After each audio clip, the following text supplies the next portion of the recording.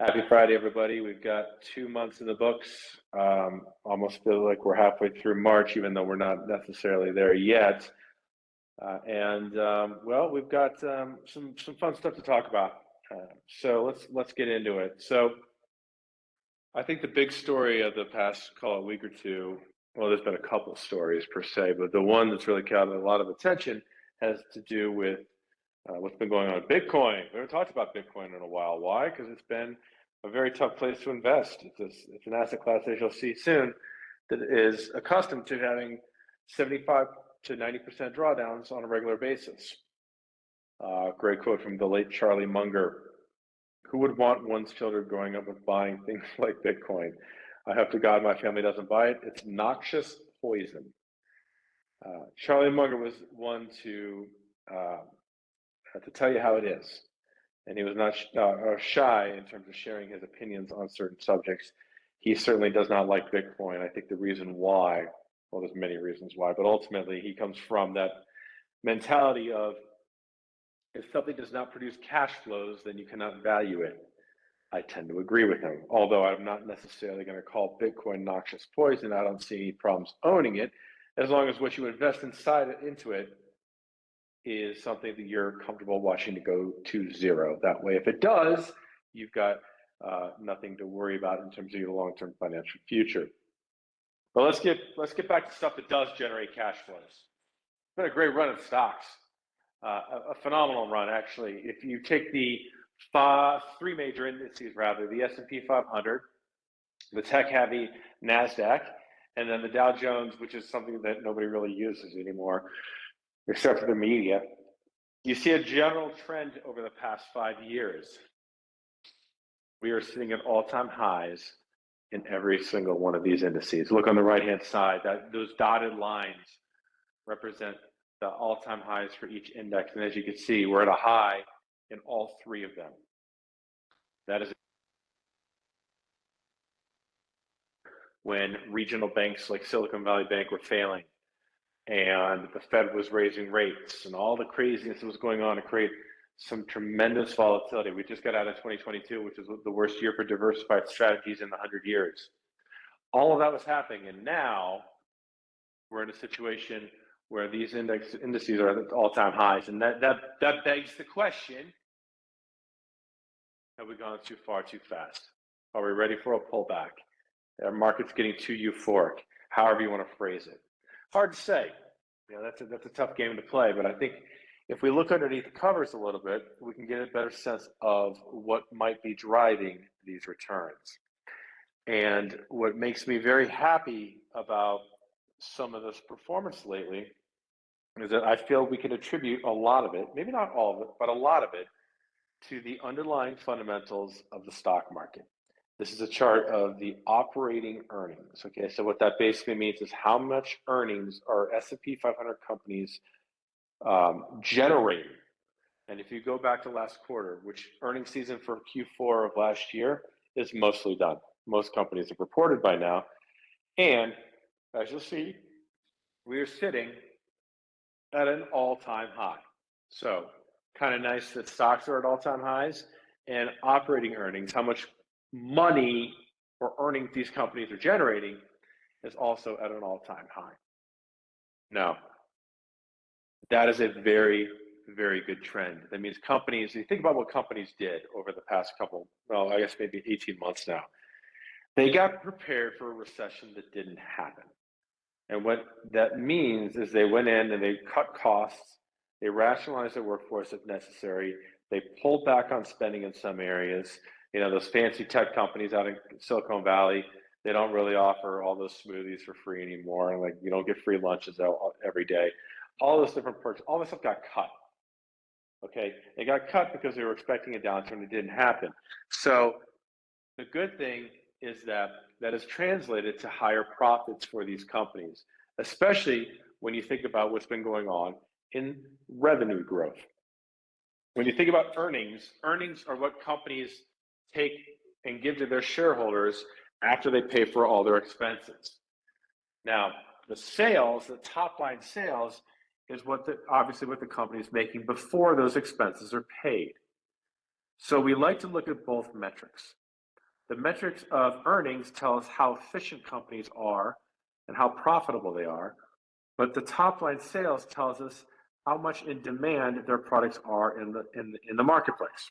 Okay, so as you can see, revenue growth, top line revenue growth has been coming down.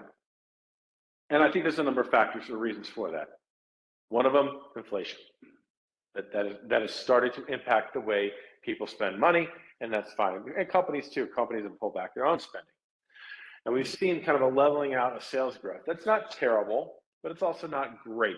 You know, it's fine. Let's put it that way. So we're in a situation now where, as I mentioned earlier, companies cut costs. They were smart. They prepared for a recession that did not exist. So as sales growth has come down, their profitability continues to rise. That's not an easy thing to pull off for most large companies, so they should be applauded for their efforts. And if we do see any type of increase in revenue going forward, the fact that they have optimized their businesses for higher profitability, I think would only add to the overall picture of fundamentals for the stocks as we go forward. Okay, so this, again, we would love to see higher revenue growth than lower, don't get me wrong. But at the same time, I do think there's an opportunity for stocks to go higher.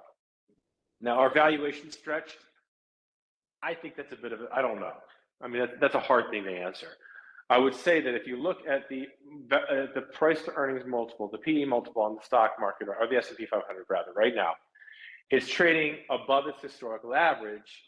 But as we've discussed many times before, you can't just look at a PE and say that something is overvalued or undervalued. You got to put it in context.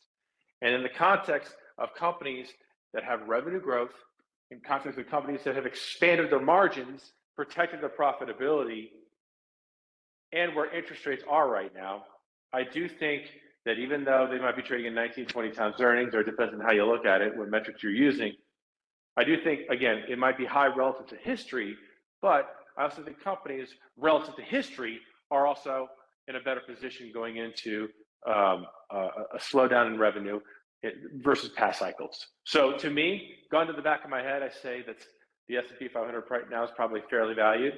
No major cause for concern. That doesn't mean we're not going to see a correction. I don't know. All right, we see corrections that come out of nowhere. They're completely unpredictable. But if you look here on the screen, we've talked about this many times over the past 7 or 8 months now. There's a lot of what we call dry powder sitting on the sidelines, cash in money market funds. We all talk about all-time highs. Here's another all-time high. Money market fund assets in the United States are above $6 trillion. T with a T. Globally, it's closer to $9 trillion. This cash is probably not going to stay in cash forever. It will probably get deployed at some point. Now, generally speaking, those sitting in cash are the ones that are typically late to the party, but they also provide fuel for the bulls that got there early. So I do think at some point this cash will start getting deployed into quote unquote risky assets, some into the bond market, some into the stock market. And I do think that will happen relatively soon. When I say soon, I don't mean in the next week or two. I'm talking the next maybe year and a half. I don't know. It depends when the Fed starts cutting rates. Okay? Because when the Fed starts cutting interest rates, that's going to drive down the returns on these cash investments, and it's going to do so very quickly. And if the Fed starts cutting rates, that's going to get baked into the stock market, and that's going to make the market far more attractive. So all these forces kind of come together, and it's going to, in my opinion, act a little bit like a vacuum or a siphon and pull these assets out of cash and into stocks. I just don't know when. But I think this is a good sign for the stock market going forward. So let's get to it. Let's get to something that makes stocks look like, I don't know, cash. I mean, in terms of volatility. Bitcoin has got to be one of the most volatile investments that I've ever seen by a long shot. But that being said, if you compare it to its returns over time, the textbooks would argue that Bitcoin has been a very good investment. Because even though it's been highly volatile, even though, as you can see on this chart, we've seen drawdowns greater than 80%, 2, 3, 4 times now, right? Sometimes more than 90%. The fact is that if you own Bitcoin, you've gotten paid phenomenally well. And we've seen, as you can see on the right-hand side, a massive surge lately in the price of Bitcoin. If I tell you what it's trading at right now, by the time you listen to this, I assure you it won't be right. That's how volatile this asset class is. But my point here is that I get asked this a lot, should I own Bitcoin? And I like I said at the beginning of the presentation, I have no problems owning Bitcoin as long as what you put in there, you're comfortable watching it go to zero. Where I had strong issue, is when people ask me, what do I think about the price of Bitcoin right now? Because I don't know. That's a very hard thing to do, is to trade Bitcoin. All right. And if you ask yourself, why are all these Bitcoin millionaire and billionaires walking around right there, like Michael Saylor and all these famous people out there that own Bitcoin? Want to know why? Because they never sell it. They buy it, they don't look at the price, and they never sell it. That is how you make money in an asset class like this. You start trying to trade it, you are going to lose at some point. It's just that simple.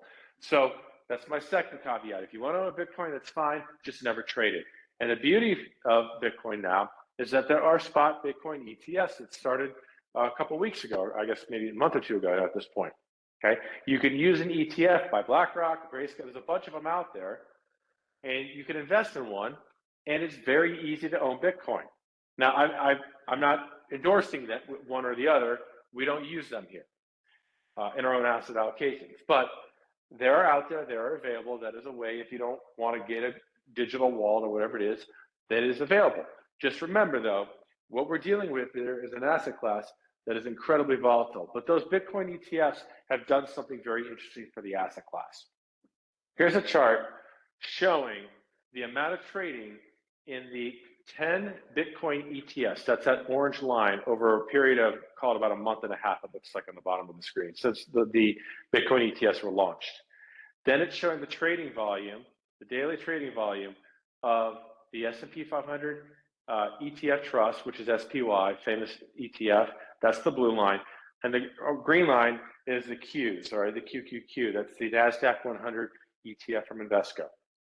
So as you can see on the right-hand side, the number of daily trades in the 10 Bitcoin ETFs exceeds the S&P 500 and the Qs. Think about that. Okay, let me put that into context for a second. If you add up all the assets in the spot Bitcoin ETFs at the time this chart was produced, it was about $44 billion in all the Bitcoin ETFs, which is a lot of money, by the way. In a matter of weeks, to raise $44 billion is a significant amount of money. It's one of the most successful ETF launches in history. But if you look at SPY, that blue line, there's $500 billion in that fund. 10 times the amount. Okay, 10 times the amount. Yet, Bitcoin had more trading volume than the S&P 500 for a good period of time. There's a lot of activity going on in here. All right, my spider sense, my skepticism tells me that there might be a lot of FOMO. There might be a lot of performance chasing going on in Bitcoin right now. Now, does that mean this thing's going to crash again? I have no idea. Pretty much, if you go back in history, every time Bitcoin's recovered, it's gone on to double, triple, and who knows? So I don't know what's going to happen now. Nobody knows. But just know that Bitcoin is getting a lot of attention for a good reason, and I don't think it's going to end anytime soon. So with that, let's hope the optimism continues. Have a great weekend.